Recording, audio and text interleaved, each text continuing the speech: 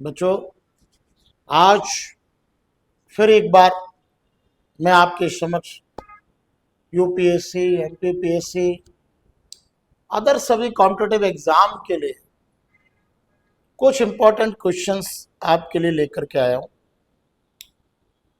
और अपन मिल करके इसको सॉल्व करेंगे। देखिए, इसी क्रम में यहां पर आप देख रहे हैं कि पहला ही प्रश्न है, फर्स्ट क्वेश्चन, ये स्टेटमेंट और रीजन वाला क्वेश्चन है। और आप तो जानते हैं कि स्टेटमेंट और रीजन वाले जब क्वेश्चंस होते हैं तो उनके जो विकल्प होते हैं उसमें ए जो विकल्प होता है पहले नंबर का, वो होता है ए व आर रीजन, दोनों सही हैं, आर ए की सही व्याख्या करता है। बी जो होता है दूसरे नंबर पर, वो ए व आर दोनों सही है पर आर ए की सही व्याख्या नहीं करता है, उसको एक्सप्लेन नहीं करता है। सी में अगर अपन आते हैं उसमें कहा जाता है ए सही आर गलत, मतलब स्टेटमेंट ए सही है, आर स्टेटमेंट गलत है। और डी में होता है कि स्टेटमेंट ए गलत है और आर सही। अब देखिए, ये जो क्वेश्चंस आपके सामने हैं, अब इसको हम सॉल्व करते हैं। यहां पर स्टेटमेंट में कहा गया है, कथन ए में, कि राष्ट्रपति संसद का भाग है। The president is a part of parliament. आप लोग अच्छे से जानते हैं कि जब पार्लियामेंट की बात की जाती है तो पार्लियामेंट किससे मिलकर के बनती है? पार्लियामेंट आर्टिकल 79 स्पष्ट रूप से कहता है, ठीक है ना, कि जो संसद है वो सामान्यतः संसद कैसे मिलकर के बनती है? राष्ट्रपति, लोकसभा और राज्यसभा। ठीक है, राष्ट्रपति, लोकसभा, राज्यसभा, प्रेसिडेंट और इसके साथ साथ अपर हाउस, लोअर हाउस, इनसे मिलकर के बनती है। तो अब यहां से क्लियर हो गया कि स्टेटमेंट ये कह रहा है कि राष्ट्रपति संसद का भाग है। बिल्कुल सही बात है, राष्ट्रपति संसद का भाग है, इंपॉर्टेंट पार्ट है राष्ट्रपति, क्योंकि जब तक किसी भी विधेयक पर, कोई भी बिल पर राष्ट्रपति के सिग्नेचर नहीं होंगे तब तक वो एक्ट ही नहीं बनेगा, तब तक वो अधिनियम ही नहीं बनेगा, तब तो वो कानून ही नहीं बनेगा। तो इसलिए संसद का एक इंपॉर्टेंट पार्ट प्रेसिडेंट। तो ये जो स्टेटमेंट ए है यह बिल्कुल सही। दूसरी अगर अपन बात यहां पर देखते हैं कि भाई कारण, रीजन क्या है? रीजन आर, संसद के दोनों सदनों द्वारा पारित विधेयक राष्ट्रपति की स्वीकृति के बिना कानून नहीं बन सकता, जैसा मैंने अभी आपको बताया। तो ये bill passed by both houses of parliament can not become law without the president approval. जब तक प्रेसिडेंट उसको अप्रूव नहीं करेंगे तब तक वो लॉ नहीं बनेगा। इट मीन्स जो ये रीजन है, ये स्टेटमेंट को कहीं ना कहीं ये एक्सप्लेन कर रहा है, इसलिए इसका आंसर होगा ए, कि ए व आर दोनों सही हैं और आर ए की सही व्याख्या कर रहा है, एक्सप्लेन कर रहा है उसको। ठीक है, इसलिए इसका आंसर होगा ए। क्लियर बात हो गई, ये इसका आंसर। ठीक है, अब इसके बाद अपन दूसरे प्रश्न पर चले। तो देखिए, दूसरा जो प्रश्न है वो यहां से भारत के उपराष्ट्रपति, वाइस प्रेसिडेंट के संदर्भ में, कि भारत के उपराष्ट्रपति के बारे में निम्नलिखित में से कौन सा कथन गलत। अब देखिए, which of the following statement about the vice president of India is incorrect. उसमें नंबर 1, राज्य विधानमंडल के सदस्य उसके चुनावों में भाग नहीं लेते। Members of the state legislature do not participate in the election. राज्य विधानमंडल के सदस्य उसके चुनाव में भाग नहीं लेते। तो देखिए, पहले आप इस बात को समझ लीजिए कि उपराष्ट्रपति का जो इनका सामान्य जो निर्वाचक मंडल होता है उसमें संसद के दोनों सदन, लोकसभा राज्यसभा के सभी सदस्य भाग लेते हैं। ठीक है, राज्यों का कोई भी किसी भी प्रकार की भागीदारी वाइस प्रेसिडेंट में नहीं होती। इसलिए यहां पर जब हम एक ही बात करें कि राज्य विधानमंडल के सदस्य उसके चुनाव में भाग नहीं लेते, तो ये बात तो बिल्कुल सही है, तो ये गलत नहीं। वह राज्यसभा के पदेन सभापति के रूप में कार्य करते हैं। He acts as the ex officio chairman of the Rajya Sabha. Rights बिल्कुल सही है, क्योंकि अब उपराष्ट्रपति जो है वो पद को रखने के पीछे रीजन क्या है कि जब भी कभी अगर प्रेसिडेंट का जो पद है वो अगर सडनली कभी भी अगर रिक्त हो जाता है, तो उस समय जो देश का ताज है वो किसके सिर होगा, क्योंकि ताज कभी बेसिर नहीं हो सकता। इसलिए उपराष्ट्रपति को रखा गया है, और इसलिए जो उपराष्ट्रपति है वो कार्यवाहक राष्ट्रपति के रूप में कार्य करता है। अब जब तक अगर राष्ट्रपति है तो उपराष्ट्रपति कोई भूमिका ही नहीं है, भूमिका नहीं है तो फिर वेतन किसका मिलेगा। तो ऐसी कंडीशन में हमारे यहाँ अमेरिका से ये कॉन्सेप्ट लिया गया। जैसे अमेरिका में भी जो वाइस प्रेसिडेंट होता है वो सीनेट का एक्स ऑफिशियो चेयरमैन होता है। तो हमने वहीं से ही कॉन्सेप्ट लिया कि हमारे यहाँ भी जो सामान्यतः उपराष्ट्रपति होगा वो राज्यसभा का पदेन सभापति होगा। ठीक ना, कहां से लिया गया, अमेरिका से। अब जब तक अगर उसका कोई काम नहीं तब तक वो राज्यसभा के पदेन सभापति के रूप में कार्य करेगा। आप लोग जानते हैं कि हमारे पूरे सामान्यतः पार्लियामेंट में एक ही ऐसा व्यक्ति होता है जो राज्यसभा के सभापति के रूप में कार्य करता है, उसका नेतृत्व करता है, जबकि वो संसद का सदस्य नहीं है, वो पार्लियामेंट का मेंबर नहीं, वो राज्यसभा का सदस्य नहीं। तो जनरली ये वाला भी बिल्कुल सही है। भी अब सी की बात आती है कि उपराष्ट्रपति का चुनाव 5 वर्ष के लिए किया जाता है। बिल्कुल सही बात। भारत में राष्ट्रपति, उपराष्ट्रपति, इनके जो चुनाव हैं वो 5 वर्ष के लिए होते हैं। जिस दिन से ये शपथ लेते, ओथ, उस दिन से इनका जो कार्यकाल है, टेन्योर है, वो शुरू हो जाता है। 5 ईयर टेन्योर है, 5 वर्ष का कार्यकाल। बात सही है। डीए उन्हें राष्ट्रपति द्वारा लोकसभा और राज्यसभा द्वारा पारित प्रस्ताव के माध्यम से उनके पद से हटाया जा सकता है। अब देखिए, उन्हें राष्ट्रपति द्वारा लोकसभा और राज्यसभा द्वारा पारित प्रस्ताव के माध्यम से हटाया जा सकता है। तो जब भी उपराष्ट्रपति की बात की जाती है तो उपराष्ट्रपति में लोकसभा, राज्यसभा द्वारा पारित प्रस्ताव के माध्यम से हटाया तो जा सकता है, परंतु इस तरीके का जो प्रस्ताव है वो पहले राज्यसभा में आएगा, फिर राज्यसभा से वो पास होगा, ठीक है ना, उस दिन उपस्थित मत देने वाले सदस्यों के 2/3 बहुमत से। उसके बाद फिर वो लोकसभा में जाएगा और वहाँ से साधारण रूप से पारित होगा, जनरल मेजोरिटी। देन उसके बाद फिर उपराष्ट्रपति को उनके पद से हटाया जा सकता है। ठीक है, तो स्वाभाविक है कि ये डी है, ये क्लियर एकदम से नहीं है, इसीलिए इसका जो आंसर है वो सामान्यतः कौन सा है, डी। क्लियर, मेरे ख्याल से क्लियर हो गया होगा। तीसरा प्रश्न है, थर्ड क्वेश्चन आ जाता है कि भारतीय संविधान के भाग 5 में क्या शामिल है।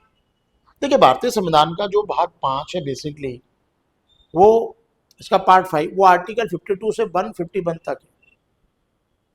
मतलब आप ऐसा मान लीजिए कि संघ की कार्यपालिका का उल्लेख है इसमें, ठीक है ना। तो राज्य की कार्यपालिका और संघ की कार्यपालिका, तो संघ की कार्यपालिका का उल्लेख है, सेंट्रल एग्जीक्यूटिव, उसका इसमें उल्लेख किया गया। अब जरा देखते हैं अपन क्या प्रश्न है, क्या उसका विकल्प है। भारतीय संविधान भाग 5 में शामिल है, क्या क्या शामिल है। The part 5 of the Indian Constitution includes number 1 राष्ट्रपति और राज्यपाल। अब राष्ट्रपति तो शामिल है, पर राज्यपाल शामिल नहीं हो सकता, क्योंकि जो ये राज्यपाल है, ये राज्यपाल राज्य की कार्यपालिका में आएगा, संघ की कार्यपालिका में नहीं, क्योंकि ये राज्य की कार्यपालिका का संवैधानिक प्रमुख है ना। तो जनरली ये वाला थोड़ा सा गलत है। बाकी देखिए पार्लियामेंट आएगा, सही है, संघ की न्यायपालिका भी इसके अंतर्गत आ जाएगी, और इसके साथ साथ भारत के नियंत्रक महालेखा परीक्षक भी इसके अंदर आएंगे, controller and auditor general of India, ये दोनों इसके अंतर्गत आएंगे। तो इसका जो सही आंसर है बेसिकली वो आंसर है सी, 2, 3 और 4, राज्यपाल को छोड़ करके, और इसका आंसर होगा। ठीक है, तो मेरे ख्याल से क्लियर बात हो गई। क्वेश्चन नंबर 4 की जब हम बात करते हैं तो इसमें देखिए लिस्ट 1 और लिस्ट 2, इनमें से आपको क्या करना है, इनमें से आपको नीचे जो भी दिए गए जो ये सारे विकल्प है इनमें से सही का चयन करना है, मैच करना है आपको list 1 with list 2 and select the correct answer using the code given below the lists. ठीक है, ये नीचे दिए गए। अब इसमें थोड़ा सा अपन देखते हैं कि आर्टिकल 76 आप जानते हैं कि आर्टिकल 75 में काय की बात की गई है। आर्टिकल 75 में प्रधानमंत्री और मंत्रिपरिषद उसके गठन की बात की गई। तो जनरली आर्टिकल 76 काय की बात करता है, महान्यायवादी अर्थात अटॉर्नी जनरल ऑफ इंडिया। तो आर्टिकल 76 का जो सही आंसर है वो है सामर्थ्य 3। और देखिए आर्टिकल 148 अभी अपन ने देखे, आर्टिकल 148 का मतलब भारत का नियंत्रक एवं महालेखा परीक्षक, controller auditor general of India. तो स्वाभाविक है कि आर्टिकल 148 का सही जो मैच है वो सामर्थ्य कौन सा है, वो है 1।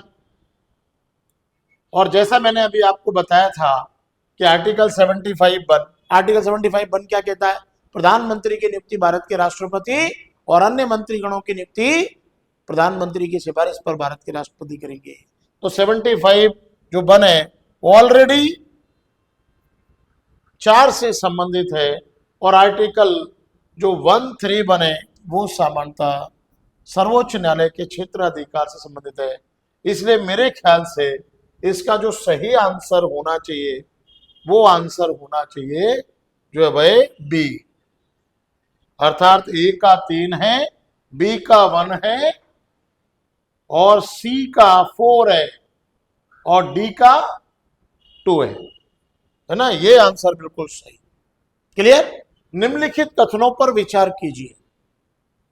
देखिए निम्नलिखित कथनों पर विचार कीजिए। Consider the following statements. Number 1, Bharat के निर्वाचन आयोग के मुख्य निर्वाचन आयुक्त को उच्चतम न्यायालय के न्यायाधीश के वेतन के बराबर वेतन का संदाय किया जाता है। The chief election commissioner of India is paid a salary equivalent to that of supreme court जज। ठीक है ना। तो ये वाली बात तो बिल्कुल सही है, क्योंकि भारत में निर्वाचन आयोग मुख्य निर्वाचन आयुक्त को उच्चतम न्यायालय के न्यायाधीश के समकक्ष जो है भाई सैलरी दी जाती है। तो ये बात बिल्कुल सही है। नंबर 2, भारत के निर्वाचन आयोग के मुख्य निर्वाचन आयुक्त का कार्यकाल पद ग्रहण करने की तारीख से 6 वर्ष की अवधि या 65 वर्ष की आयु जो भी पहले हो तब तक होगा। The tenure of the chief election commissioner of India is 6 years from the date of assuming office or until attaining the age of 65 years whichever is earlier। जो भी इनमें से पहले हो। तो देखिए बिल्कुल सही बात, ठीक है ना। ये वाली बात भी बिल्कुल सही है कि जो भी सामान्यता भारत में जो निर्वाचन आयोग है आर्टिकल 3 to 4 उसके तहत हमारे निर्वाचन आयोग मुख्य निर्वाचन आयुक्त और इसके साथ साथ 2 अन्य निर्वाचन आयुक्त का प्रावधान किया गया है। तो स्वाभाविक है कि हमारे यहाँ मुख्य निर्वाचन आयुक्त का जो कार्यकाल है वो 6 वर्ष या 65 वर्ष की आयु तक।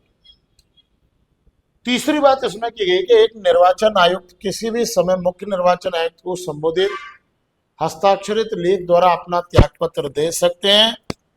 तो ये वाला है, ये गलत है, क्योंकि हमारे यहाँ जो भी इलेक्शन कमिश्नर है उनको नियुक्त भारत का राष्ट्रपति करता है। इसलिए कोई भी सामान्यतः इलेक्शन कमिश्नर अगर अपने पद से रिजाइन करना चाहता है तो अपना रेजिग्नेशन लेटर वो प्रेसिडेंट को देगा और प्रेसिडेंट को देकर के वो सामान्यतः पद छोड़ेगा।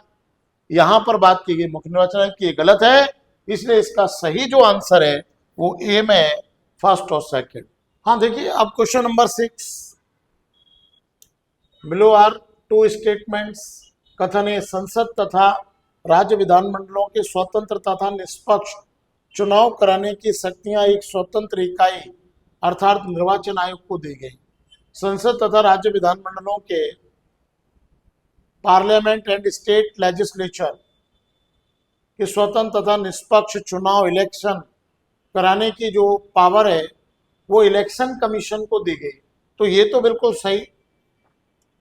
आपके आर्टिकल 324 के तहत जो इलेक्शन कमीशन है वो सामान्यतः भारत में किसके इलेक्शन कंप्लीट कराता है? पार्लियामेंट के, और इसके साथ साथ जो है राज्यों के विधानमंडल, स्टेट लेजिस्लेचर, और राष्ट्रपति, और इसके साथ साथ उपराष्ट्रपति, प्रेसिडेंट एंड वाइस प्रेसिडेंट। तो ये वाली बात, स्टेटमेंट बिल्कुल सही है। आप रीजन में देखते हैं बी क्या कह रहा है। रीजन बी में कहा गया है, कारणार्थ निर्वाचन आयुक्तों को पद से हटाने का अधिकार कार्यपालिका के पास है। निर्वाचन आयुक्तों को पद से हटाने का अधिकार कार्यपालिका के पास है, कार्यपालिका के पास है। ये बात सही है, ये बात सही है, ठीक है ना? क्योंकि हमारे यहां मुख्य निर्वाचन आयुक्त को पदमुक्त करने के लिए, हटाने के लिए चीफ इलेक्शन कमिश्नर को, उसके लिए पार्लियामेंट का अप्रूवल चाहिए। पहले पार्लियामेंट के दोनों सदनों से प्रस्ताव पास होगा, तब राष्ट्रपति पदमुक्त करेगा। लेकिन अन्य जो निर्वाचन आयुक्त हैं उनके लिए मुख्य निर्वाचन आयुक्त से परामर्श करके भारत का राष्ट्रपति डायरेक्ट उनको पदमुक्त कर सकता है। और प्रेसिडेंट मतलब एग्जीक्यूटिव कार्यपालिका। इसलिए बी वाला भी बिल्कुल, कारण भी बिल्कुल सही है। अब कथन भी सही है, कारण भी सही है, लेकिन इसका इससे कोई रिलेशन नहीं हो रहा। ये इसको एक्सप्लेन नहीं कर रहा है। बात दोनों सही है लेकिन एक्सप्लेन नहीं कर रहा है। राम हॉस्पिटल गया क्योंकि वह बीमार था, और राम एक अच्छा लड़का है। बात दोनों सही, लेकिन एक्सप्लेन नहीं कर रही, व्याख्या नहीं कर रही। इसलिए आंसर बी, इसलिए इसका राइट आंसर है बी। क्लियर? अब देखिए, इसमें एक बड़ा सिंपल सा प्रश्न है, कई बार पूछा जाता है, एमपीपीएससी में तो बहुत बार आता है, एमपीपीएससी, एसआई सभी में आता है, एसएससी में। निम्न से कौन सा निर्वाचन आयोग द्वारा संपादित, कौन सा कार्य निर्वाचन आयोग द्वारा संपादित नहीं किया जाता? Which of the following election is not conducted by the election commission? तो देखिए, लोकसभा का किया जाता है, राज्यसभा का किया जाता है, अभी मैंने आपको बताया था राष्ट्रपति का किया जाता है, केवल लोकल बॉडीज का नहीं करता, क्योंकि लोकल बॉडीज के इलेक्शन के लिए राज्य निर्वाचन आयोग है, स्टेट इलेक्शन कमीशन, वो इनके इलेक्शन कंप्लीट कराता है। तो जनरली इनको छोड़ करके लोकसभा, राज्यसभा, राज्यों के विधानमंडल, राष्ट्रपति और उपराष्ट्रपति, उनके इलेक्शन कंडक्ट कराता है सामान्यतः मुख्य निर्वाचन आयोग, चुनाव निर्वाचन आयोग, ठीक है ना? तो जनरली इसका राइट आंसर जो है, इनमें जो गलत है वो कौन सा है? डी। तो डी इसका आंसर। अब देखिए, इसमें एक प्रश्न आ गया है, बहुत अच्छा आप देख रहे हैं, भारतीय संविधान का 61वां संशोधन 61 अमेंडमेंट निम्नलिखित में से किस एक से संबंधित हो? तो देखिए, आप जानते हैं कि संविधान का जो 61वां संशोधन है वो सामान्यतः कब हुआ था? वो 1988 में हुआ था, और जो कि 1989 से लागू हुआ। और इस समय क्या किया गया? इस समय हमारे यहाँ पहली बार जो है भाई, जो वोट देने का अधिकार है वोटिंग राइट्स है, उसकी जो एज है वो सामान्यतः 21 वर्ष से घटा करके 18 वर्ष कर दी। मतलब 9वीं लोकसभा के चुनाव में हमारे यहाँ बहुत सारे ऐसे युवा जो 18, 19, 20 वर्ष के थे, उन युवाओं ने इसमें पार्टिसिपेट किया। ठीक है, तो जनरली आप देख लीजिए अब जो भी जहां होगा। देखिए, राष्ट्रपति की आपातकालीन शक्तियां नहीं, राष्ट्रपति शासन की वृद्धि बिल्कुल नहीं, मतदाताओं की आयु घटाए जाने संबंधित बिल्कुल सही, क्योंकि इसमें आयु सीमा 21 वर्ष से घटा करके 18 वर्ष कर दी गई थी, वर्तमान में 18 वर्ष। ठीक है, इसलिए इसका राइट आंसर है सी। वापस से आते हैं सामान्यतः क्वेश्चन नंबर 10, फिर आ गया इसमें लिस्ट 1 और लिस्ट 2, और इसको मैच करना है। तो बहुत यहाँ पर आर्टिकल वाइज अपन देखते हैं क्या कह रहे हैं। राष्ट्रपति का ऑर्डिनेंस जारी करना। देखिए, राष्ट्रपति का अध्यादेश जारी करने की शक्ति आर्टिकल 123 अनुच्छेद 123। तो बड़ी सीधी सी बात है कि राष्ट्रपति का अध्यादेश जारी करने की जो पावर है वो डायरेक्ट मैच है 51 से।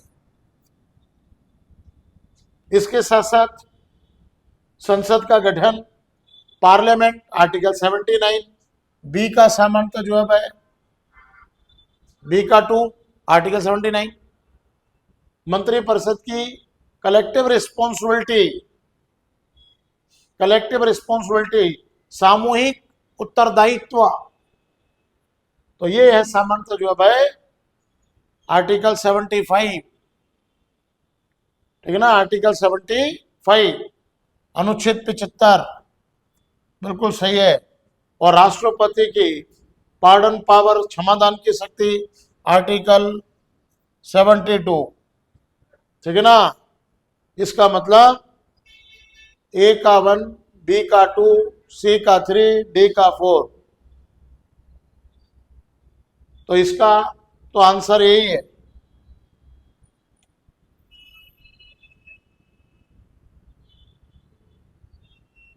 ए का 1 है, संसद का गठन 79,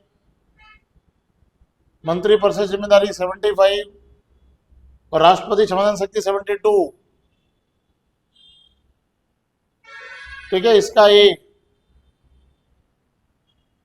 क्लियर। अब देखिए, इसमें जो क्वेश्चन नंबर 10 है उसमें देखिए, भारत के महान्यायवादी अटॉर्नी जनरल के विषय में निम्नलिखित स्टेटमेंट्स पर विचार कीजिए। नंबर 1, वह भारत के राष्ट्रपति द्वारा नियुक्त किए जाते हैं, बात सही है। उसमें वही योग्यता होनी चाहिए सर्वोच्च न्यायालय के न्यायाधीश की होती है, बात ये भी सही है। सर्वोच्च न्यायालय के न्यायाधीश के समकक्ष किसी भी योग्यता वाले व्यक्ति को भारत का राष्ट्रपति महान्यायवादी के रूप में नियुक्त करते हैं। ठीक है, अटॉर्नी जनरल, और अटॉर्नी जनरल का कार्य क्या है? राष्ट्रपति या सरकार को विधिक मामलों में लीगल मैटर पर सलाह सहायता प्रदान करना, लीगल एडवाइस। ठीक है, अब देखिए 3 में क्या कहा गया, उसे संसद के किसी भी एक सदन का सदस्य होना चाहिए, ये गलत। महान्यायवादी संसद के किसी भी सदन का सदस्य नहीं होता, लेकिन संसद की बैठक में वो बैठता है, पार्टिसिपेट करता है, और उसे वोटिंग राइट्स नहीं होता क्योंकि मेंबर नहीं है। तो 3 गलत है। संसद द्वारा महाभियोग लागू हटाए, बिल्कुल गलत, क्योंकि जो महान्यायवादी उसको भारत के राष्ट्रपति पद मुक्त कर सकते हैं, इसलिए ये जो है गलत। तो 1 और 2 सही, आंसर सामान्यतः ये सही, 1 और 2। इस प्रकार से बच्चों ये 10 प्रश्न मैंने आपको बताए। अभी ये सारे मैं क्रम से सारे बता रहा हूं, और ऐसे ही ये 1-2 बार और आएंगे, फिर मैं दूसरे टॉपिक पर आपसे चर्चा करूंगा।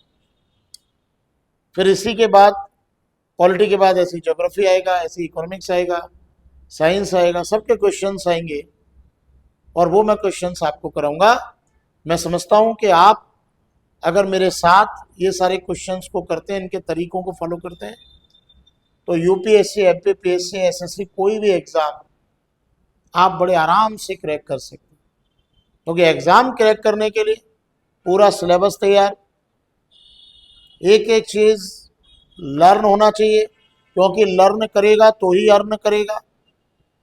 और इसके साथ साथ फिर क्वेश्चंस की ओटी की प्रैक्टिस होना चाहिए। अगर ये है तो प्रीलिम्स का एग्जाम कोई नहीं रोक सकता। Thank you.